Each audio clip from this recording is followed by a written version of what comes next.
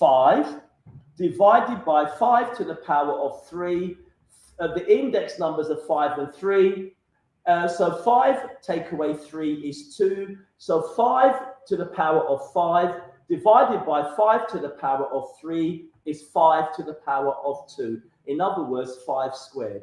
So when you're multiplying with indices, you add the index numbers. When you are dividing with indices, you subtract the index numbers.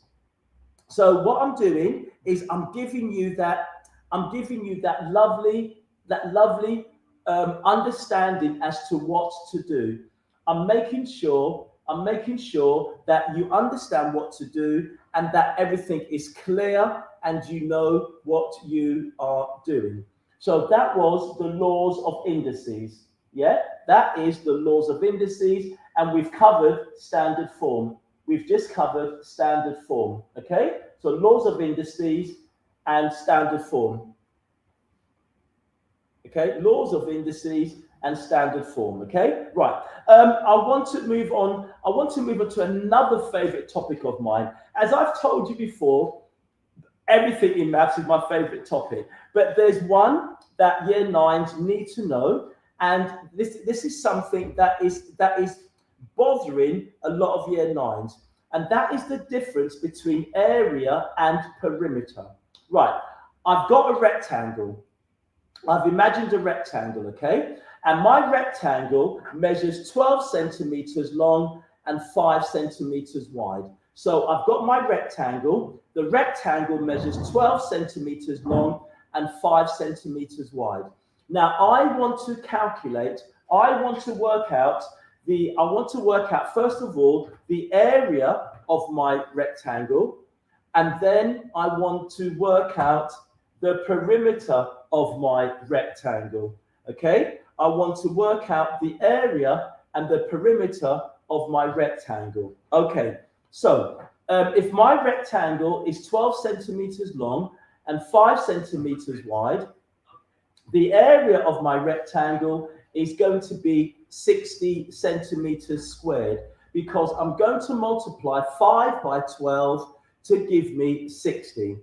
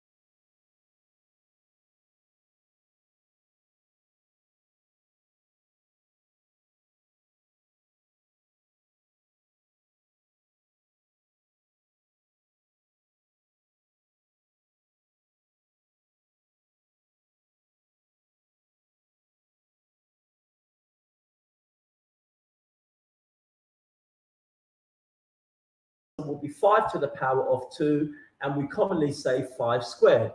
Standard form is another way of writing very, very big or very, very small numbers in a much more precise and concise way. If I've got the number 80, I can write if I've got the number 80,000, I can write it in standard form as 8 times 10 to the power of 4. Remember, when we're using standard form, the first number, it has to be equal to or more than 1, but less than 10. We can have decimal numbers in there. We can have 3.2, 7.4, but we can't have numbers bigger than 10 when we are using standard form. Okay, so that's just a quick review, a quick revision of standard form, the laws of indices, the difference between area, and the difference between perimeter. Very, very good.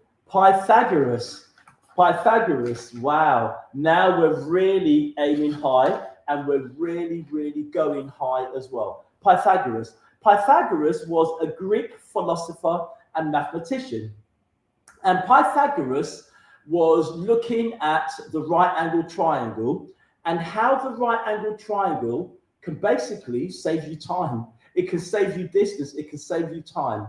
Okay, so Pythagoras came up with the famous Pythagorean formula: a squared plus b squared is equal to the square root of c squared. Now, I always teach it like that because people say a squared plus b squared is equal to c squared. But when you get your c squared, you've got to find the square root of c squared. So when I'm teaching, just to remind my students, I always say a squared plus b squared is equal to the square root of c squared. So we're looking at the right angled triangle, okay? Now, on the right angled triangle, the hypotenuse, that's the sloping side, that's the diagonal line, the hypotenuse is always the longest side. The hypotenuse, the diagonal line, the sloping side is always the longest side, and that is always equal to the sum of the squares of the other two sides. So the hypotenuse is equal to the sum of the squares of the other two sides. So if you've got a right angled triangle, you've got your vertical line, then you've got your horizontal line, and then your diagonal line connects the top of the vertical to the right hand side of the diagonal line. So you've got the long side, you've got your left, you've got one side, you've got the left side, and then you've got the base, the bottom of the triangle. C is the hypotenuse, which is the longest side. And let's just say A is that vertical line, and then B is the horizontal line on your right angle triangle, okay? Remember, the triangle is only a triangle because it's got straight sides, it's a polygon, and there's all the corners, all the vertices are joined together. There's no way to get into the triangle. That is really important. So we've got A is 3, B is 4, and we're going to work out the length of C. So using Pythagoras, a squared plus b squared is equal to the square root of c squared. If A is 3, 3 squared, 3 times 3 is 9. If B is 4, 4 times 4 is 16. Now we're going to add those two numbers together. 9 plus 16 equals 25. But here's where some year 9s make the mistake. 25 is not the final answer because you have to find the square root of 25.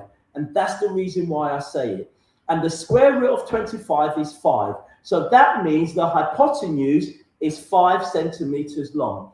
And what did I just say earlier? The hypotenuse is always, always, always the longest side on any right angled triangle. 5 is bigger than 4 and 5 is bigger than 3. So we've got the correct answer. So please remember, a squared plus b squared is equal to the square root of c squared. And we use Pythagoras to help us calculate the missing side lengths in the right angled triangle. And year 9, just to give you some even more insight, we've got what we call Pythagorean triples. That means we've got right angled triangles.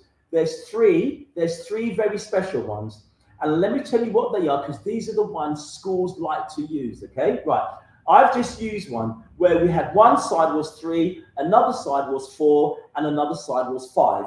That is one of the Pythagorean triples. Another one is 5, 12, and 13.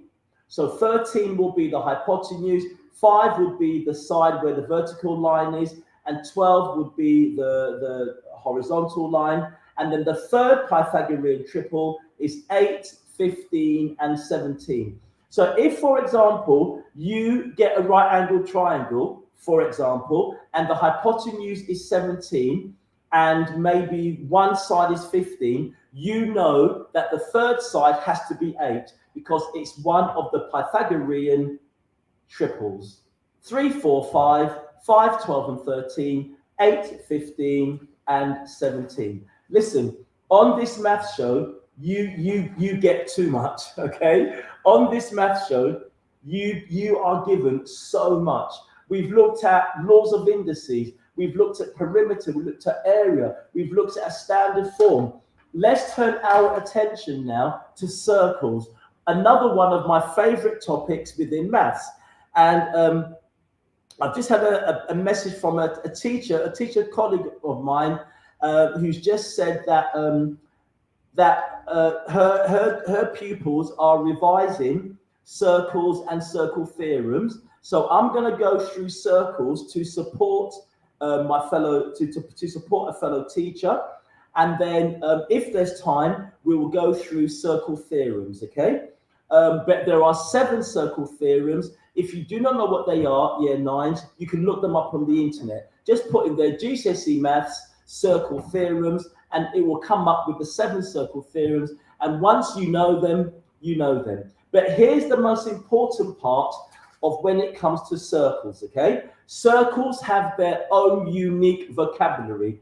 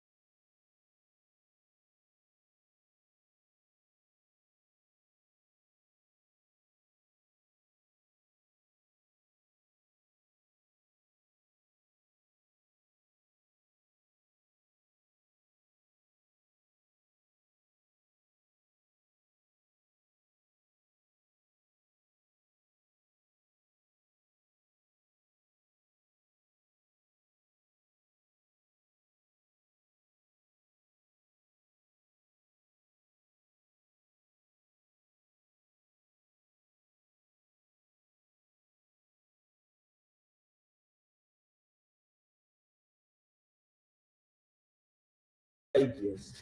So let's just say, for example, your radius in a circle is 5 centimeters. Your diameter must be 10 centimeters because your diameter is double the length of your radius. Okay, so we've got radius, we've got diameter, we've got circumference. Now, you've got sectors. Sectors are like slices of a pizza.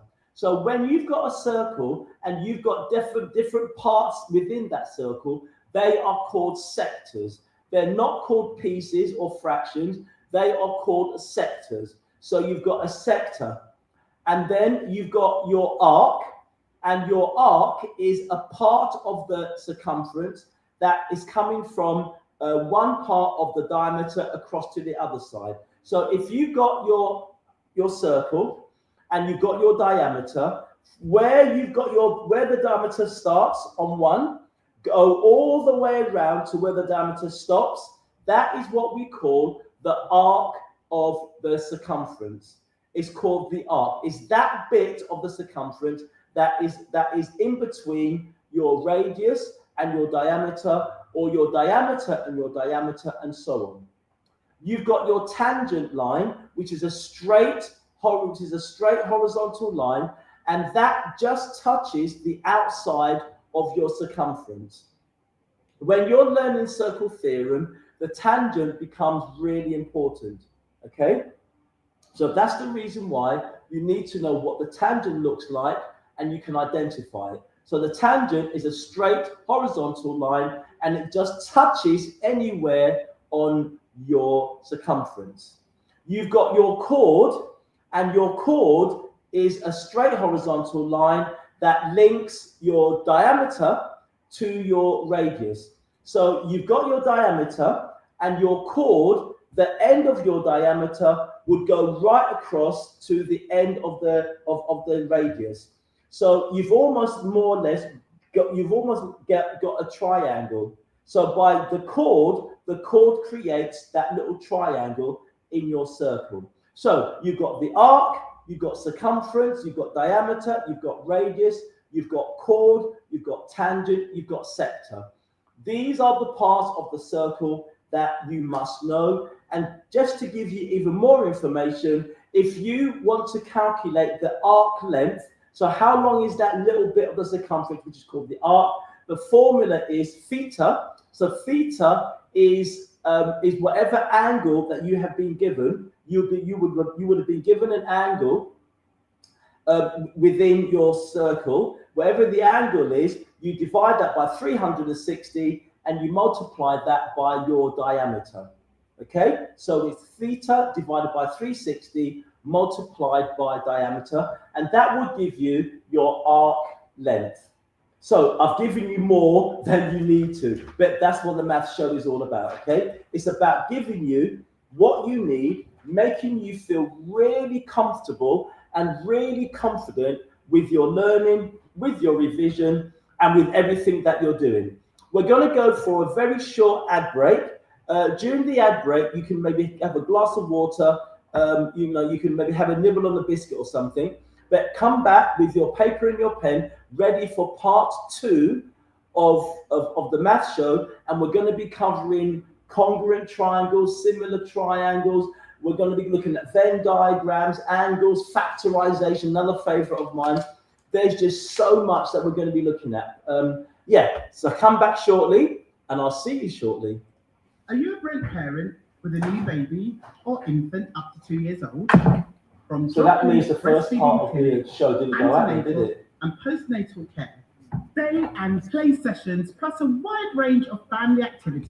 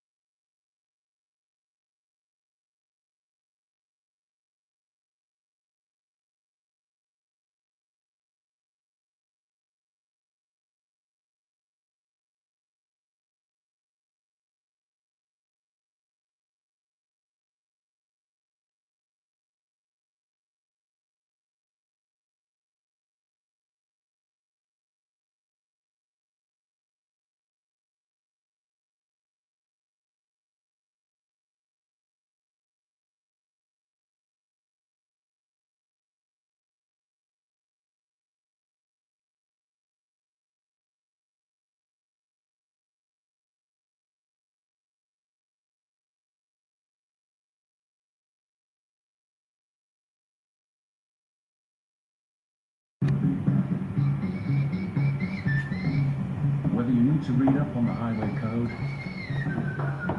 or want to book a driving test, whether you need to plan a journey or find where to park with a blue badge, DirectGov is the website to point you in the right direction. DirectGov, public services. Go to www.sovereigncomics.co.uk and get your latest issue of Mr. Numbervator's Maths comic book series today. You are now tuned in to the Mr. Numbervator show every Wednesday from 5:30 to 6:30 p.m. on Chalk Hill Community Radio Station. Let's get mathematical. Hello and welcome back to part 2 of the math show, where this week we're looking at year 9 and we're looking at the topics in maths that year 9 need to be revising, that they need to know as they move into year 10, and the topics that are going to be coming up in their end of year maths test and exam. So year 9s, for what I understand, year 9s, you've got your end of year 9 tests and exams coming up later on this week and going into next week. So obviously different schools, they have different timetables for different year groups, but usually after you've had your year 11 GCSE exams, it's usually the year 9s, then the year 10s, then the year 8s and the year 7s. That's the usual order, but it depends on the school or education establishment that you attend. So yeah, okay, let's get back to tonight's lesson. So we're looking at the different topics. We've already looked at index, writing numbers in index. We've looked at standard form. We've looked at the difference between area and perimeter. We looked at Pythagoras. Factorization is something that I can see is worrying a lot of year 9s. And factorization, once you understand what the word means, it makes it a lot easier. So here's how I teach factorization. The name factorization has come from the word factors, and you all know what a factor of a number is. For example, the factors of 12 would be 1, 2, 3, 4, 6, and 12, okay? So they are the factors of 12. 1, 2, 3, 4, 6, and 12. They are the factors of 12, okay? I've just had someone calling me. Let me just see if this person is calling about the maths. Hello, good evening. Okay, right, it's coming from a school, but no one is, I can't hear the pupils there, but it's coming from a secondary school, and so I imagine it's what they wanted to ask me about the maths, but they will ring back shortly. That's very interesting. It's a school quite far away, but anyway. So factorization, what does it mean? So let's just say you've got this bit of algebra and it is 15x squared plus 6x. So 15x squared, 15x squared plus 6x. So what does factorization mean? Factorization means that we want to use brackets or a bracket to express that bit of algebra, but using a bracket or brackets, okay? With this question, we're going to use a single bracket, okay? So 15x squared plus 6x. Right, as I said to you a minute ago, factorization is about factors. So the first thing I am going to do is I am going to write down the factors of 15. I am going to write down the factors of 15. The factors of 15 are 1, 3, 5, and 15.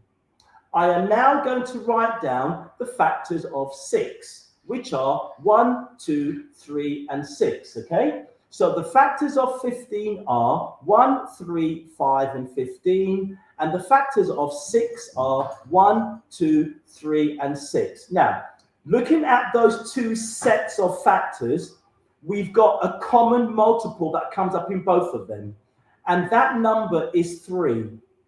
So we are going to use that 3 outside of the bracket, and we're going to use it and we're going to use it outside of the bracket so that we can then work out what to put on the inside of the bracket. So because 3 is more, it's like a common denominator. It's a common number to 15 and 6. We're going to have 3 on the outside of our single bracket. Now, in the question I gave you, it was 15x squared plus 6x. So because I want to get the x squared, I know that I need to have 3x. Because when I multiply 3x by another number with a 3 with an x after it, that's how I'm going to get my x squared, okay? So I've got 3 on the outside. What do I multiply 3 by to get the number 15? Because 15 was in my question. I multiply 3 by 5. So I'm going to have 3 on the outside of my bracket, and on the inside of my bracket, I'm going to have 5x. So 3x on the outside, 5x on the inside, 3x multiplied by 5x is 15x squared. Now let's turn our attention to the 2, to the 6x.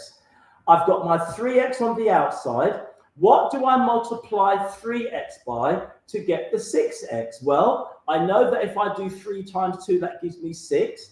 And I know that if I do 3x multiplied by 2, I get 6x. So what I've done there, I have converted, I have changed, I have represented 15x squared plus 6x, but as a factorizing, I've used the factors of both of those numbers to represent the equation using a single bracket. So my advice is, if you do get a factorization question, write the factors of both of the numbers first, and then that helps you to see what to do next.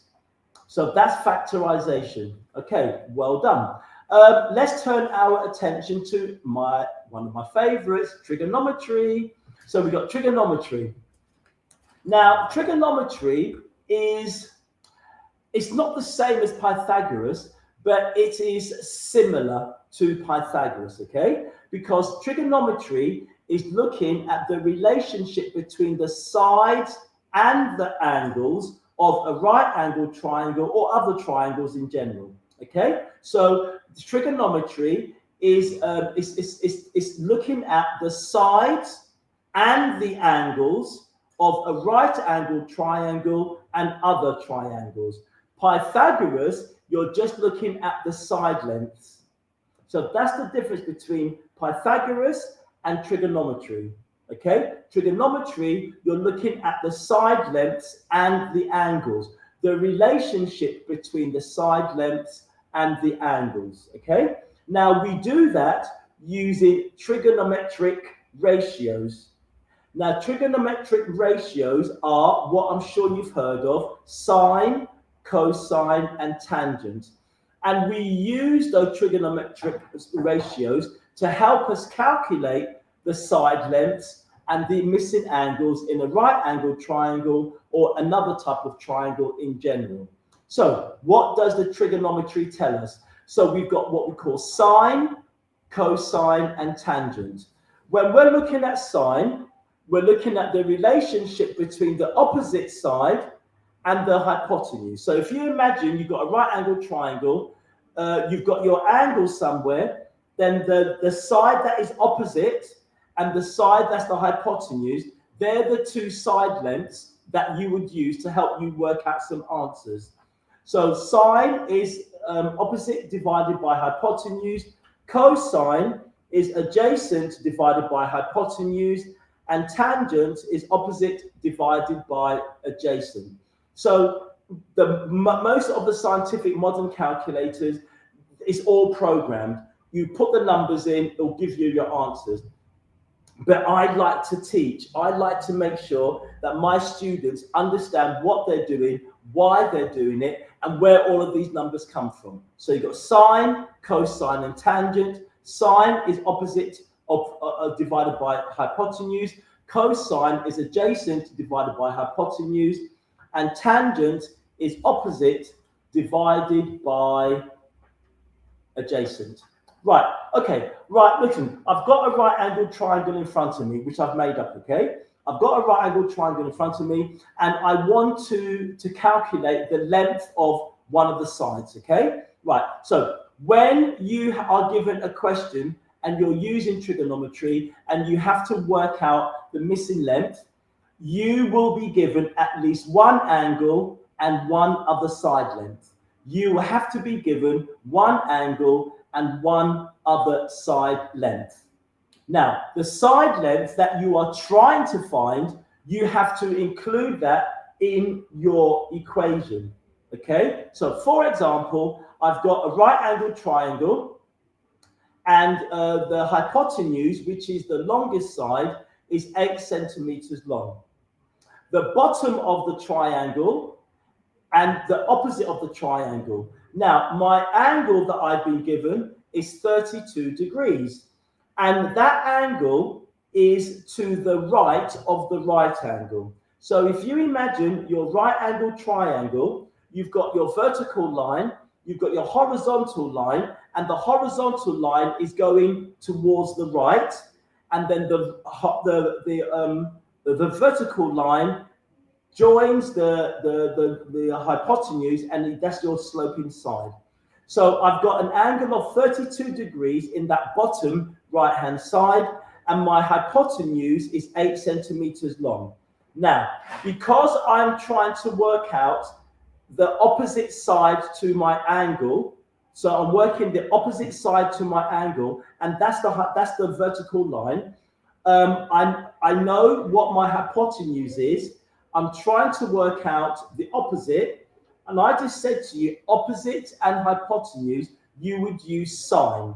So therefore, because I've got my angle of 32 degrees, I would do sine of 32 degrees is equal to opposite, and that's the side I'm trying to find, divided by hypotenuse.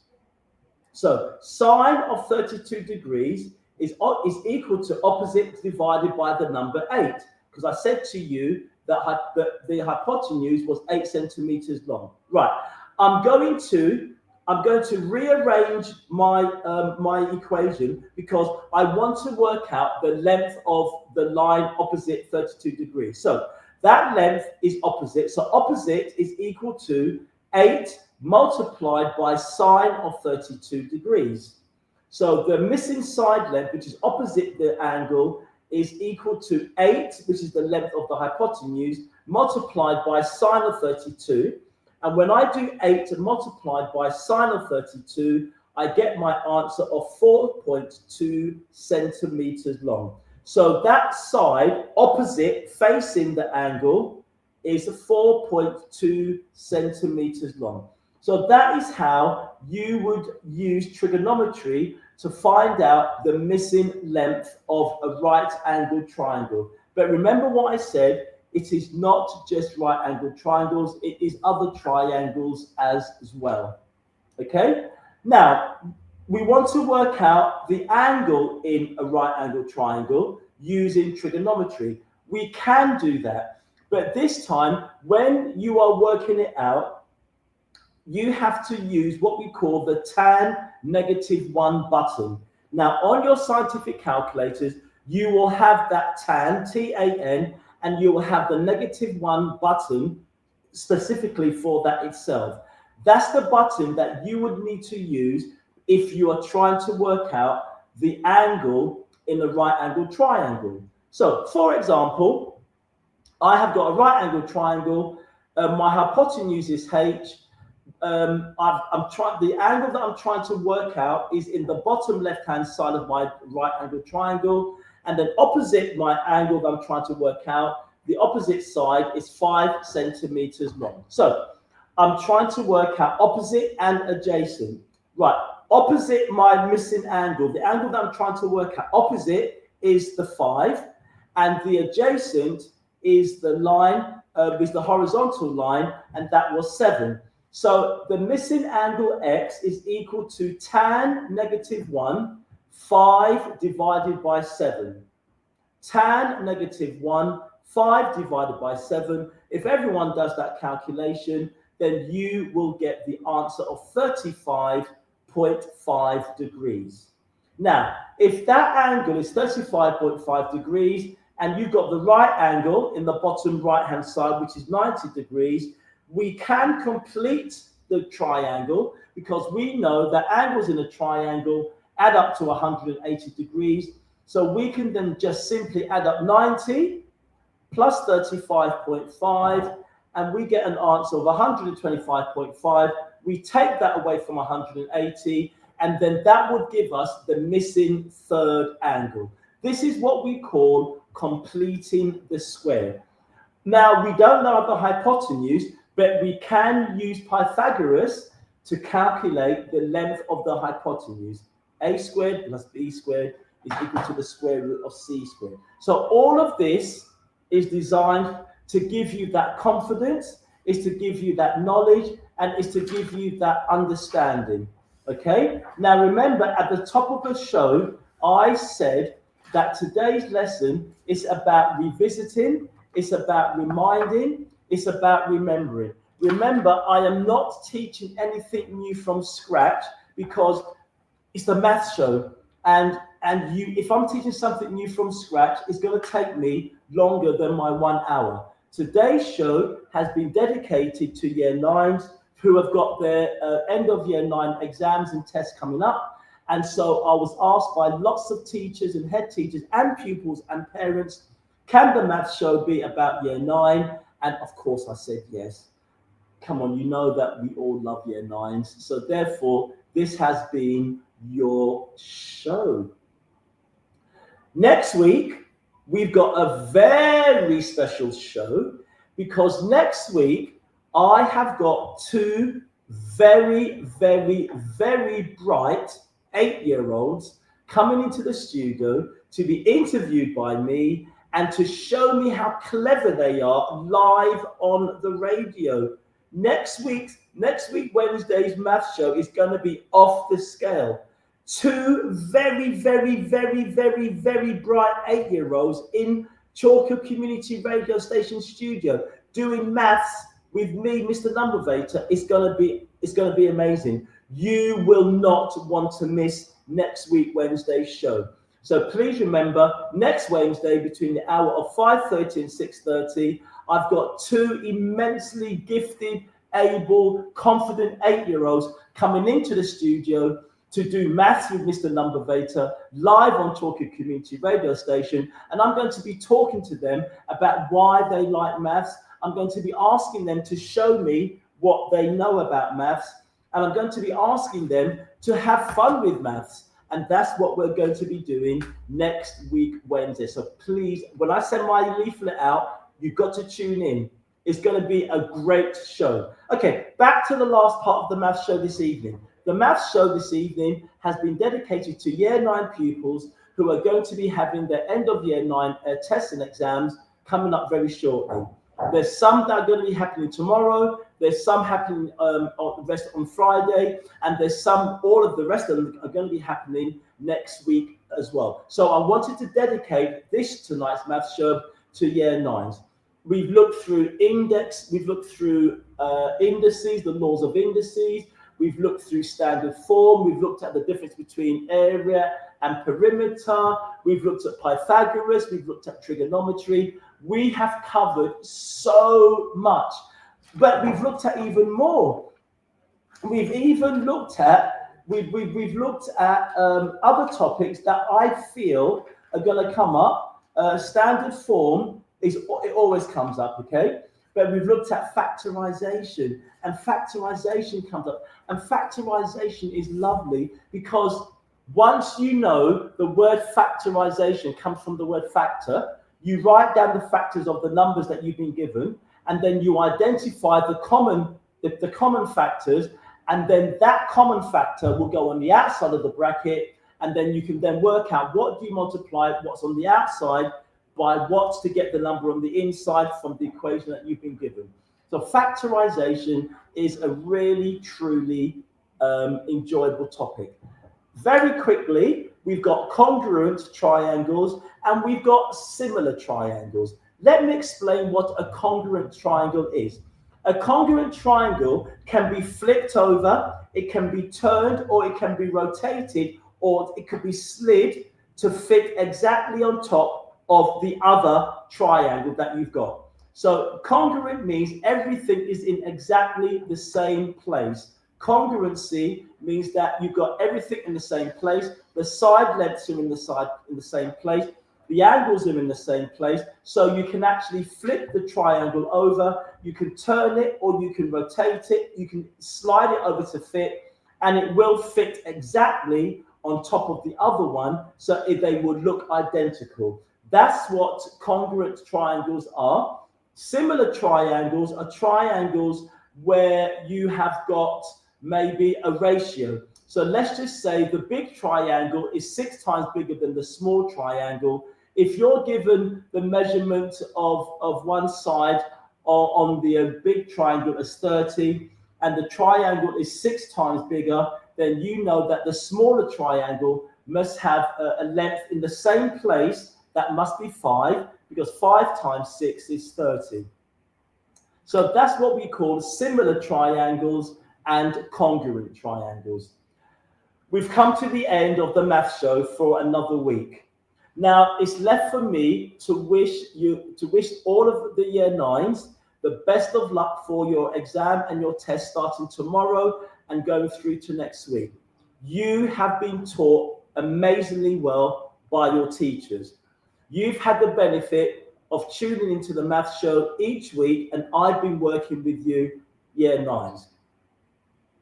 You are going to walk your exam and your test. That means you're going to do super duper well. I know you are. I've got every confidence in you. Read the question, answer the question, answer what it is asking you to do. Don't create another part of the question. If the question says name 2 of something, then you name 2 of something. If it says underline something, you underline something. If it says calculate, you know you've got to use your calculator or you've got to use your amazing brains. Don't forget big maths. Big maths follows all areas of maths. Okay? It doesn't just stop at big maths. Big maths stops with different calculations. And this is the wonder, the awe, and the power of mathematics. Remember the formula that I've taught you for standard form, n times 10 to the power of whatever it is. Please remember the formula for Pythagoras: a squared plus b squared is equal to the square root of c squared. And I wish you all the best. Let me know how the exams and the tests go. Send me a message, drop me an email, and I wish you all the very best. I know you're going to do well, year 9. I've got no worries about you. So off you go, do your best and enjoy. Have a great evening. Have a great evening. Just before I go, I have got someone special who has just come into the studio. And this young man, this young man is a family friend, and he is Blaze, who is the main anchor on Talker Community Radio, and it's Blaze's grandson. And when Blaze's grandson was born, if you had seen the look on Blaze's face when he was born, and all I hear Blaze talk about is this young boy, okay? And he's come into the studio. And do you know the reason why he's coming to the studio? He's coming to the studio to wish the year 9 pupils all the best for your exam starting tomorrow. So I'm going to say good evening to Amari, and Amari is going to say good evening. Amari, good evening. Good evening, guys. Say it again, Amari. Good evening, guys. Okay, and Amari, can you tell me, what do you want to say to the year 9 pupils who have got their exams coming up tomorrow and next week? What do you want to say to them? Do you want to wish them good luck? Do you want to wish them good luck, Amari? Can you wish them good luck for me? Can you say, what do you want to say? Do you want to say good luck, year 9s? Do you want to say it for me, then? Good luck, year 9s. Okay, and what are you saying good luck for? Is it good luck for their exams? So can you say good luck, year 9, for your exams? Good luck for your exams. Oh, that was absolutely amazing. People who know me, when it comes to young children and maths, I start welling up, because to have he's just come into the studio, to have that confidence to come into the math show and say, well done and good luck to year 9s. I think that's absolutely amazing. Amari, do you like maths? What's your favorite part of maths that you like? Do you like adding up? Yeah. And do you know shapes? What shapes do you know? Triangle, Good. circle, rectangle. Good. How many sides are there on a triangle? 4, Try again, a triangle. This shape. 1. 3, Good boy. And how many sides are there on a rectangle? 4, Wow, that's amazing. And on a rectangle, you've got 2 long sides. And how many short sides have you got? You've got 2 long sides and you've got 2 short sides, haven't you? Yeah, that's a triangle. That's a rectangle. And Amari, how many sides are there on a square? How many sides are there on a square? 5, Let's count 1, 2, 3, 4. How many sides are there on a square? 4 sides on a square. And all of the sides are exactly the same length. Yeah, they're the same length. Okay? Amari, can I just say thank you very much for wishing my listeners in year 9 all the best for their exam. And one day you're going to be in year 9. But guess what? When you're in year 9, guess who's going to be your teacher? One of your teachers. It's going to be me. I'm going to be one of your teachers, Amari. And that means you are going to get the best ever teaching. What times tables do you know? Do you know your 2 times table? Do you know your 5 times table? 5, 10, 15. Do you know your 10 times table? 10, 20, 30. What comes after 30 when you're counting in tens? 10, 20, 30. 14, Good boy. And what would come after 40? 10, 20, 30, 40. Oh my gosh, that's brilliant. Oh, Amari, listen, I could be with you all evening, but I know that's not what you're here for. But Amari, you are amazing. I'm really pleased that your grandma brought you into the studio. Thank you very much for wishing my listeners all the best before the year 9 exams. And Amari, one day I'm going to ask your dad and I'm going to ask your nan if you can come into the studio. And if you want to, will you be a guest on my math show? And we can play some maths games that are going to be really easy, but lots of fun. Okay? Okay. Thank you, Amari. Have a good evening. Thank you. And thank you, Blaze, for letting Amari speak on the radio. Okay, I've gone over time, but it doesn't matter because that is what you call gold. You cannot pay enough for what's just happened with that young boy called Amari, who's just coming and speaking about shape and numbers. So listen, have a great evening. It's the math show over and out, and I look forward to seeing with you and working with you next week when we've got those 2 amazing year 8s. Have a great evening. Thank you, everyone, and see you next week. Goodbye.